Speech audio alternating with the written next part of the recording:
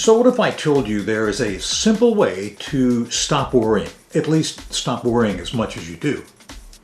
It's one two-letter word. Interested in learning what it is? Keep watching.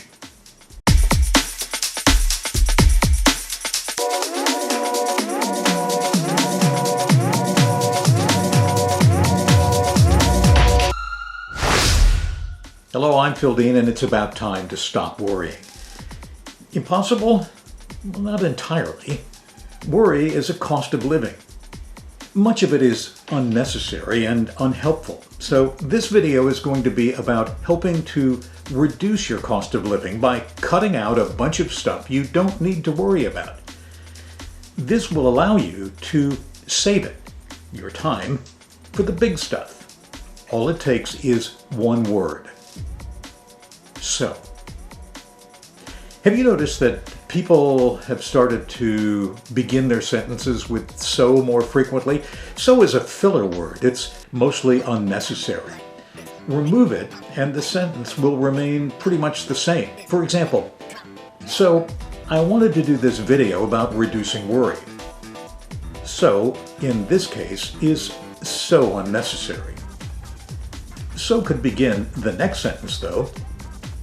I wanted to do this video about reducing worry, so I started doing some research and looking through books I'd read and found this mildly mind-blowing thing you can do.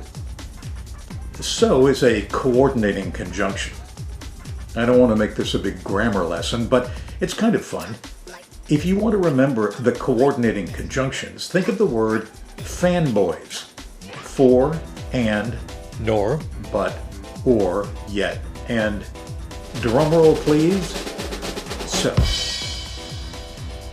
you may have been taught never to begin a sentence with a conjunction, but sometimes it's okay, especially when speaking. Here's the mildly mind-blowing bit of wisdom. It comes from Peter McWilliams' book, Wealth 101. The title of the chapter was, So What?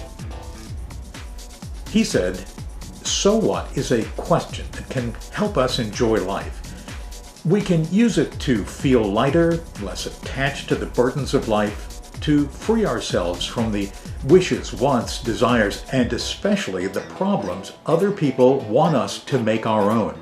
In other words, don't get sucked in. Of course, there are times when we do want to get involved, but there's not enough time to get involved in everything, so we worry.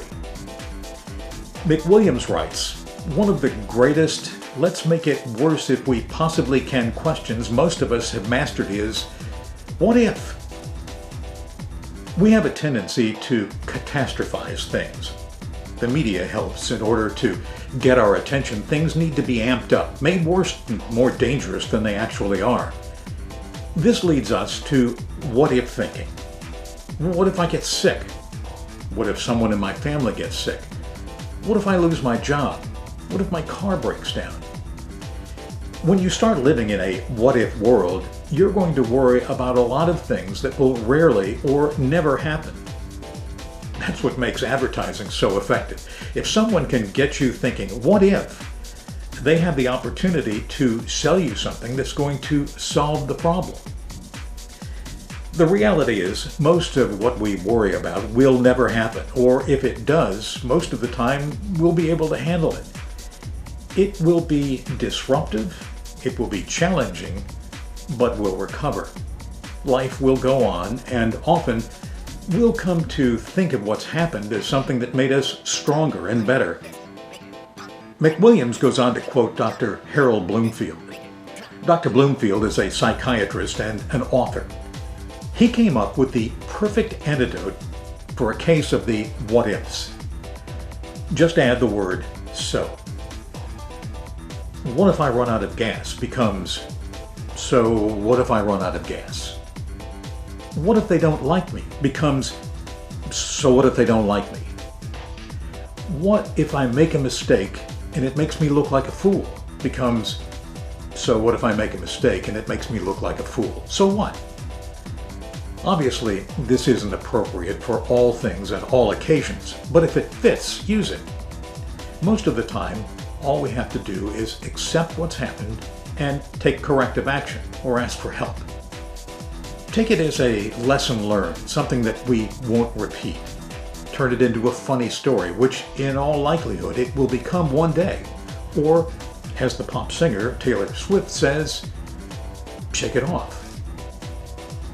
Remember, time is the most precious asset we have, so don't waste a second of it worrying about a bunch of stuff that's not going to happen, or if it does, won't be that big a deal. For It's About Time, I'm Phil Dean. Thank you for watching. See you next time.